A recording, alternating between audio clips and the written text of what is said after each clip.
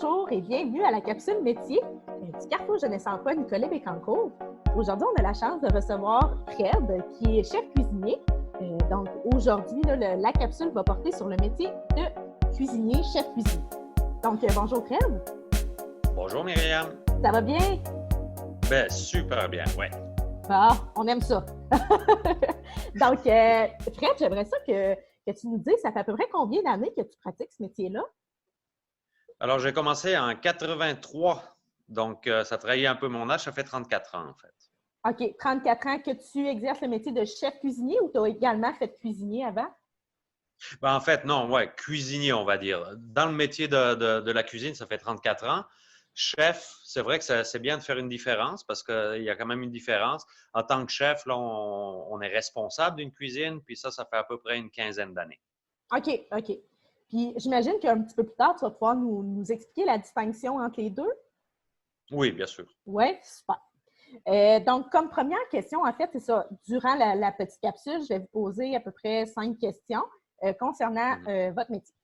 Donc, la première question, en fait, on aimerait savoir, c'est quoi les niveaux d'études qu'un cuisinier doit avoir pour pratiquer? Alors, ici au Québec, ça prend un DEP. Donc, ça te prend ton secondaire 5. Après ça, ben, il faut aller faire un DEP qui dure à peu près entre 1300 à 1600 heures. Et suite à ça, ben, voilà, le diplôme. OK, donc pour faire cuisinier, c'est le DEP. Et Oui, si je me trompe, il y a aussi la technique. Est-ce qu'au cégep, la technique peut permettre aussi d'être cuisinier? oui, ben, en fait, ça, c'est plus pour aller chercher on va dire, pour plus de la gestion, Hop, le micro a coupé. plus, OK. de plus poussé, oui, exactement. OK, donc la technique en gestion hôtelière, c'est ça? Oui, exact. Ouais. Ça, OK. c'est pour aller chercher un petit peu plus de gestion et pas juste de la cuisine. Là. Il y a un peu plus de chiffres. OK, OK, parfait. Super. Ensuite, au niveau des attitudes professionnelles à avoir pour ce métier-là, ça serait lesquelles? Ben, je commencerai par la rapidité d'exécution. Donc, c'est un métier où il faut vraiment travailler rapidement parce que les clients veulent être servis quand même assez rapidement.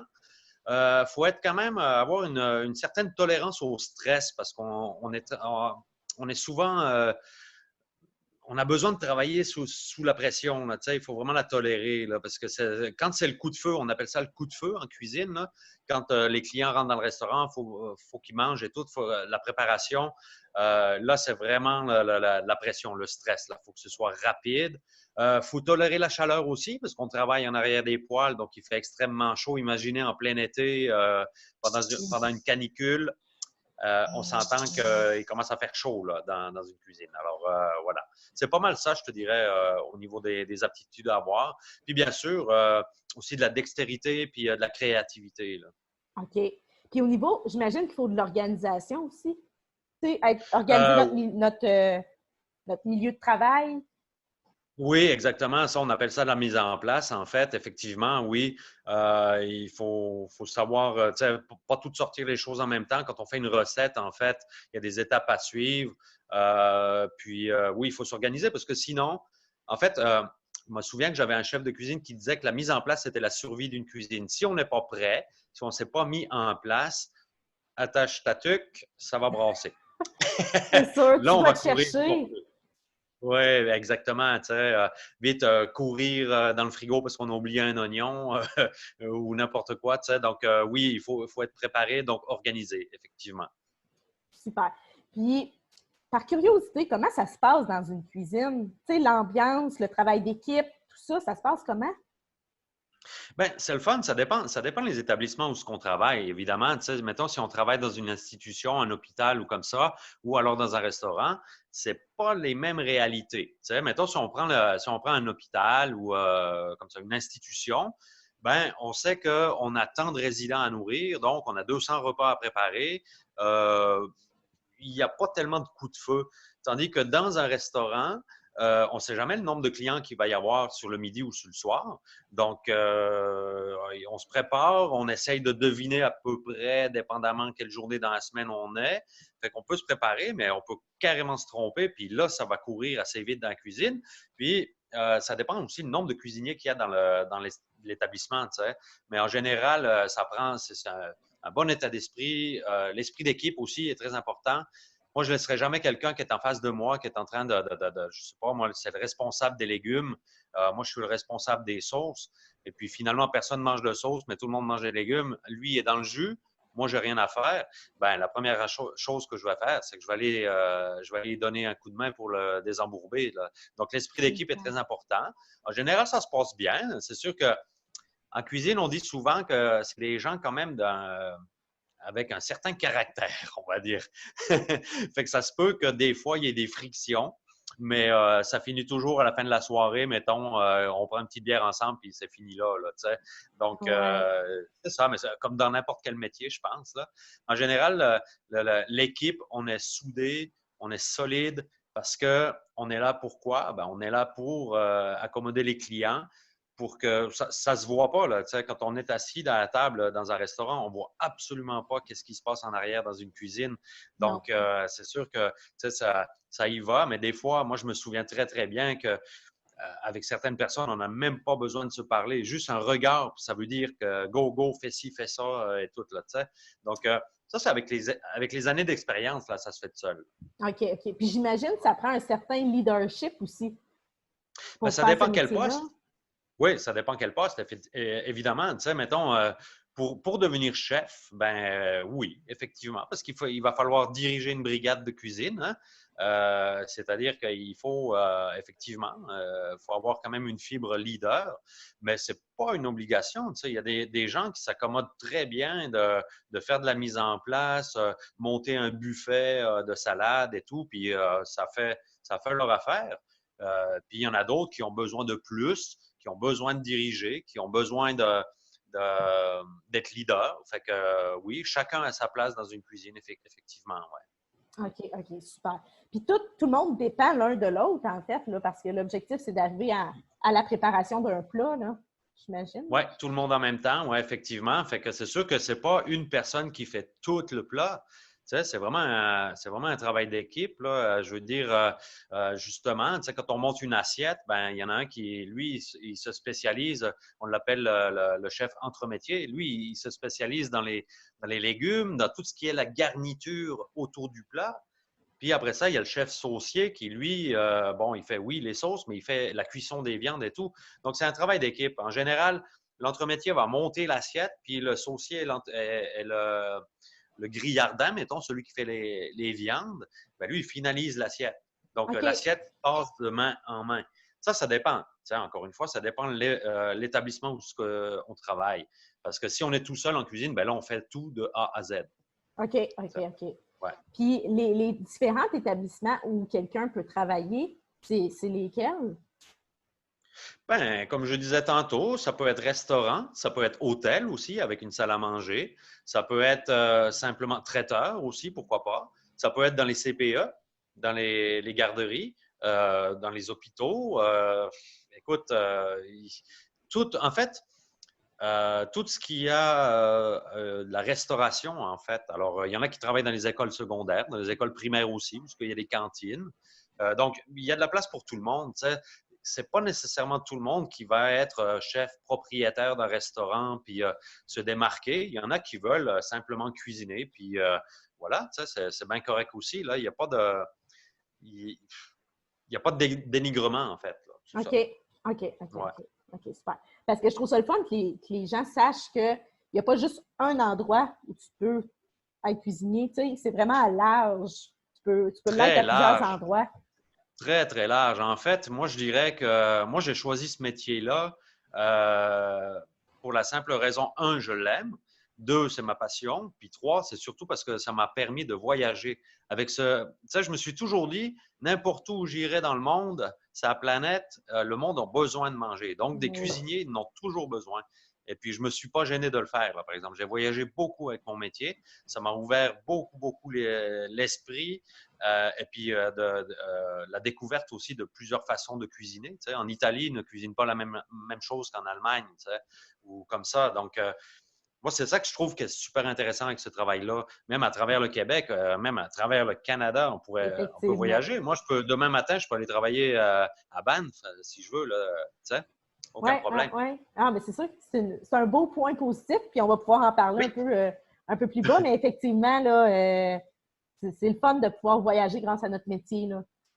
ouais, Au niveau des tâches générales oui, d'un cuisinier. ouais. Bon, ben, en fait, ici au Québec, là, il y a deux horaires en général, OK? Il va y avoir l'horaire du matin puis l'horaire de soir. Donc, le matin, prépare le petit déjeuner avec le dîner. Puis après ça, l'équipe du soir qui rentre dans l'après-midi pour préparer pour le souper. Les tâches, c'est bien simple, c'est de s'assurer justement que la mise en place soit faite, c'est-à-dire que tout ce qu'on a besoin, les oignons, tu sais, je vais donner un exemple, mais préparer les oignons hachés, préparer la ciboulette, après ça, les garnitures, peler les carottes. Ça, c'est toute la préparation qu'il y a à faire en aval de l'assiette, de la finalité, en fait, de l'assiette.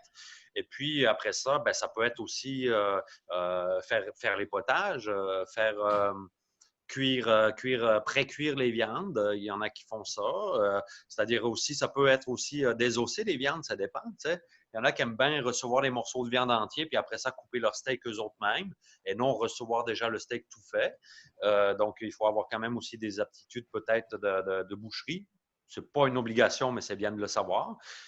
Nettoyer les poissons, portionner les viandes, s'assurer aussi dans les tâches. Il faut s'assurer qu'il y ait une rotation qui se fait dans les chambres froides, c'est-à-dire dans les frigos. Tu sais, mettons, quand on reçoit, on réceptionne la marchandise, eh bien, la pinte de lait qu'on vient de recevoir, on va la mettre en arrière des autres pintes de lait parce qu'on va prendre les plus vieilles en premier. Tu sais. Donc, c'est s'assurer de tout ça là, dans les tâches de la cuisine.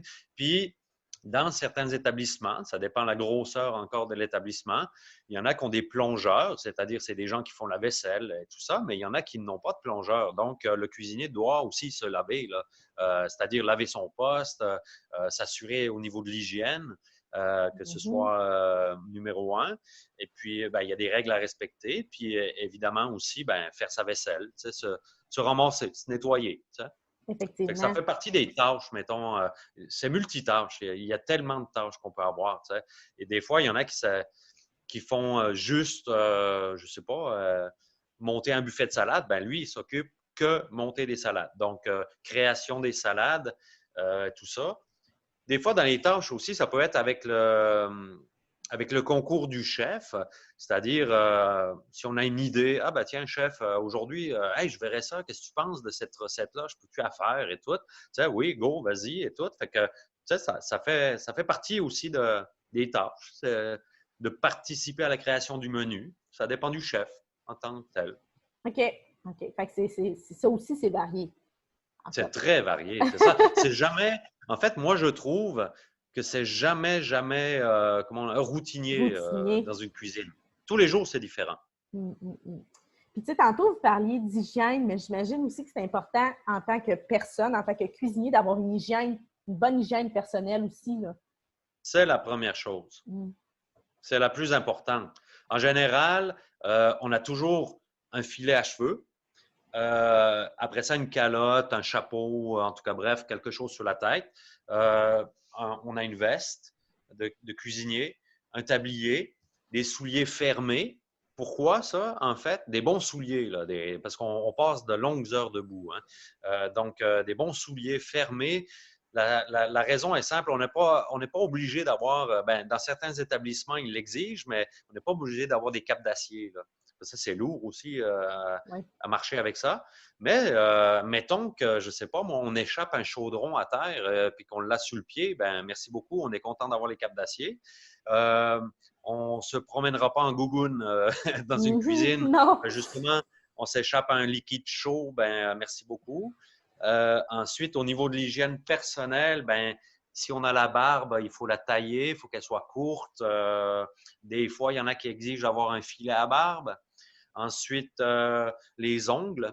Toujours avoir les ongles courts, toujours bien nettoyés. Les mains, on se les lave très souvent. On nettoie son poste, on désinfecte son poste, on assainit son poste avant chaque travail. Ensuite, ben, une bonne hygiène corporelle, là, je veux dire, c'est très, très important, oui, effectivement. C'est la première règle. C'est sûr que moi, il n'y a pas personne qui rentrerait dans ma cuisine là, si je vois qu'il y a un manquement là-dessus. Oui, effectivement. Ils retournent chez eux puis prends-toi une douche.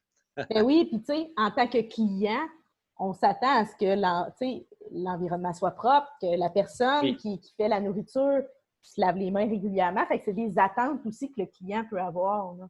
Surtout maintenant que de plus en plus, il y a des cuisines à air ouverte, c'est-à-dire que les clients voient les cuisiniers. Donc, c'est encore beaucoup plus Oui, c'est important. vrai. Mais je C'est vous vrai. dirais que des fois, tu sais, mettons, on s'en va manger à un restaurant, puis le cuisinier, le chef, il sort de sa cuisine pour s'enquérir, savoir si c'était à votre goût et tout. Mais si le chef, il sort avec un tablier complètement dégueulasse ou qu'il n'est pas propre sa personne, pas sûr que je vais y retourner, moi. Mhm. Ça donne pas le Effectivement. goût, là. Voilà. Effectivement. Donc, Effectivement. c'est très important. Ouais. Super. Ensuite, au niveau du salaire approximatif, là, c'est sûr que ça va varier encore une fois selon où tu travailles. Mais tu sais, Exact. en général, là, le salaire, ça ressemble à quoi? Bon, je dirais que ça dépend aussi. On va dire qu'il y a un salaire de la métropole Montréal, puis il y a un salaire des régions. Parce OK. que c'est pas du tout la même affaire. Tu sais. C'est sûr qu'à Montréal, la vie est un petit peu plus élevée aussi. Le coût de la vie est plus élevé, donc les salaires sont plus hauts. Mais en général, là, ça, c'est épineux comme sujet parce que je dirais que c'est vraiment pas un métier super payant. OK? Faut l'aimer, ce métier-là, pour le faire. Parce que si on le fait pour l'argent, oubliez ça. Moi, je vous dirais, choisissez un autre métier. Là. Mais on va dire que ça peut aller du salaire minimum, ce qui est bien rare quand même, aller à 17, 18, 20, 25 dollars de l'heure, dépendamment l'établissement, où est-ce qu'on travaille, y es-tu syndiqué, pas syndiqué, on est-tu chef, on n'est pas chef, et tout ça. Donc, en général, c'est à peu près ça. Mais un chef de cuisine, mettons, dans un restaurant, va faire à peu près entre 45 et 60 000 dollars par année. OK, c'est très bien quand même, là. Dépendamment. Oui, mais ça, ça, c'est des bons salaires, ça. OK. Mais c'est très rare. OK. Très rare. OK. Fait qu'en général, là, on parle d'une Ben, braquette salariale en. entre 15 et 20 dollars de l'heure, on va dire. Ouais. OK, OK, OK. Puis Voilà. ça, c'est quand tu es cuisinier. Ouais, c'est sûr que si on n'a pas de, mettons, parce que c'est aussi un métier que il y a pas nécessairement d'exigence, je dirais. C'est plate à dire, hein, mais il n'y a pas vraiment d'exigence d'avoir un DEP pour être cuisinier. Il y en a tellement qui apprennent sur le tas, là. Fait qu'ils commencent dans un établissement au salaire minimum, puis au fur et à mesure qu'ils restent dans l'établissement, puis qu'ils commencent à avoir de plus en plus de connaissances, puis tout ça, ben là, éventuellement, ben, son salaire va augmenter parce qu'il y aura un petit peu plus d'expérience et peut-être de tâches à responsabilité. OK. Voilà.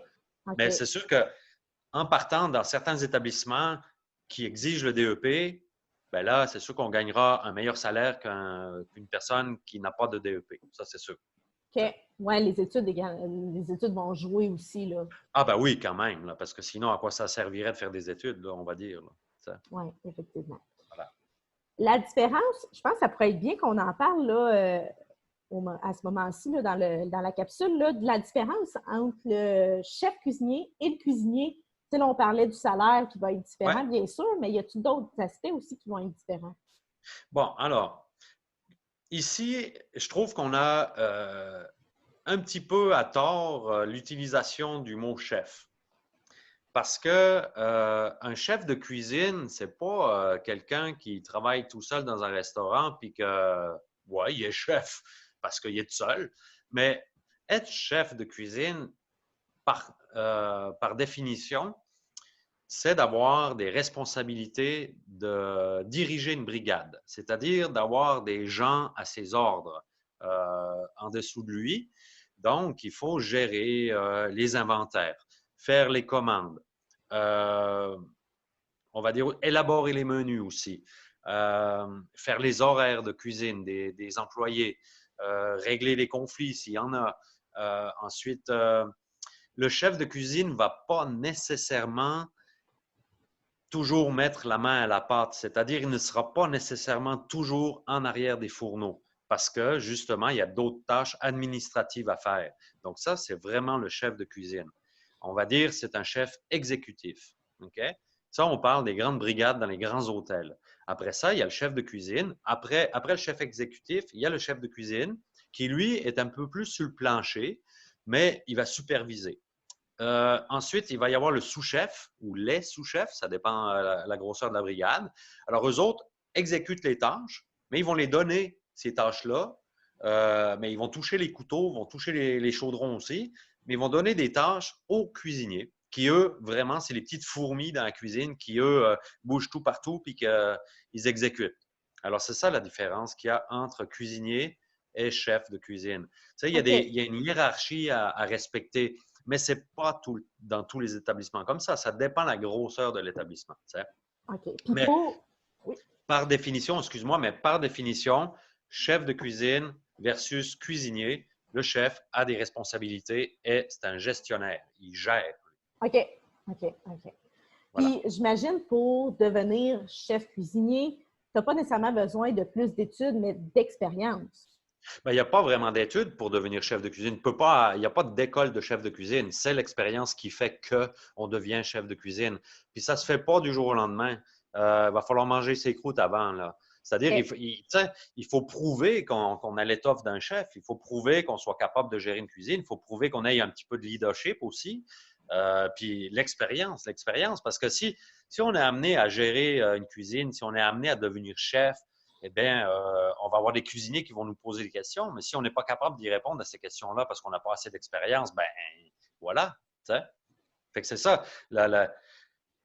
Être chef, ça s'acquiert par le temps. Puis moi, je te dirais qu'en moyenne, là, il faut, dépendamment de la vitesse d'apprentissage, mais c'est à peu près 5 à 10 ans, là, OK. à peu près. OK.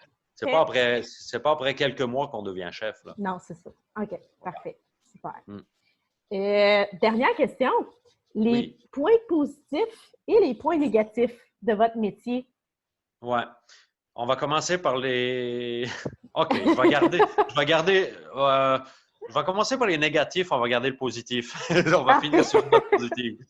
Parce qu'il y en a beaucoup, là. En fait, au niveau des points négatifs, bon, première des choses, on a des horaires complètement atypiques. C'est-à-dire qu'on vit à l'envers du monde. Hein. Quand les gens ont congé, nous, on travaille. Mais ça peut être négatif comme ça peut être positif. Moi, j'aime bien être en congé quand les gens travaillent. J'ai la grosse pêche, je peux aller faire mon épicerie, il n'y a pas un chat dans l'épicerie. Donc, ça, c'est un côté négatif ou positif selon. Donc, voilà, les horaires atypiques. Ensuite, on travaille de longues heures debout. C'est pas rare que des journées en cuisine, c'est des 10, 12, 15 heures. On punch pas à 8 heures, puis après ça, ciao, bye, merci, au revoir. T'sais. On ne sait pas, le client il arrive, mais on ne sait pas quand est-ce qu'il part. Fait que, on est porté, c'est très physique. OK? Ensuite, bon, ben c'est ça, il faut travailler sous la pression du chef, le stress. Il y a des risques quand même d'accident. Hein? On peut se brûler, on peut se couper. Ça arrive souvent. C'est la première chose qui va nous arriver, c'est de se couper. Il risque de manquer des bouts de doigts de temps en temps. Côté négatif, encore, ben moi, je penserais peut-être qu'aussi, ce serait un petit peu le salaire, mettons.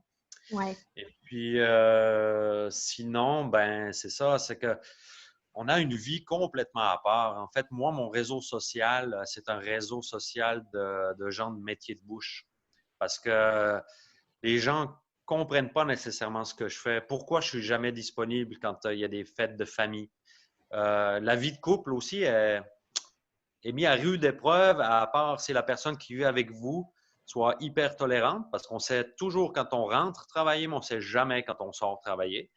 On ne peut pas prévoir, mettons, je vais aller voir un concert des CDC ou de Led Zeppelin et tout ça un samedi soir. Oublie ça, le samedi soir, c'est là qu'on travaille le plus. Ouais. Fait que c'est sûr qu'on vit à l'envers. Moi, je pense que ce serait peut-être plus le côté négatif de la chose, là. C'est de vivre un petit peu en marge des autres. Côté positif, maintenant, c'est un métier justement qui nous permet de voyager. C'est un métier qui, je pense, on ne peut pas être au chômage. en tant que cuisinier. Il en manque, première des choses, mais je veux dire, un cuisinier qui est au chômage, c'est parce qu'il ne veut pas travailler. Là. Dans le sens que il y en a tellement de la job un peu partout dans le monde. Ensuite, le côté positif aussi, c'est la créativité. C'est qu'on peut créer ce qu'est le fun. Là. C'est un métier, tu sais, on appelle ça l'art culinaire. Pas pour rien, c'est de l'art. C'est vraiment de l'art. Ce qu'on sort dans nos assiettes, là, c'est merveilleux. Fait qu'on peut se faire aller la fibre créatrice. Ensuite, ce qui est le fun, c'est que justement, on fait plaisir aux gens. Tu sais, ce qui est cool, là, la paye, c'est pas nécessairement non plus les dollars. C'est la petite tape dans l'épaule qu'on a des gens qui viennent nous voir dans la cuisine ou qui nous demandent d'aller les voir pour nous faire dire que waouh, c'était génial, c'était super bon, c'était cool, c'était original et tout ça. Donc, tu sais, on peut se laisser aller. On peut laisser aller la créativité. Ça, c'est le côté positif de la chose, je trouve. Puis, ce qui est le fun aussi, c'est de travailler des produits que peut-être on n'aurait pas l'occasion de travailler chez nous. Tu sais? Parce que c'est des produits qui sont peut-être pas nécessairement accessibles, qui sont un peu dispendieux, mais peut-être dans certains établissements, ben, on a l'occasion de les travailler, ces produits-là. Alors, c'est la découverte des produits. Puis, Dieu sait qu'au Québec, on en a des produits, vraiment des produits locaux qui sont géniaux.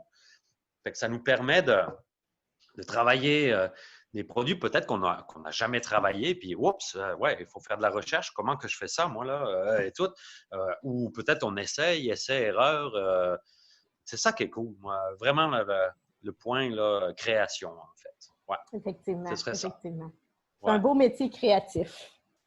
Ben, moi, je trouve. En tout cas, vraiment, moi, ça me coule dans les veines, ce métier-là. Tu sais, ça nous laisse vraiment un terrain de jeu immense, en fait.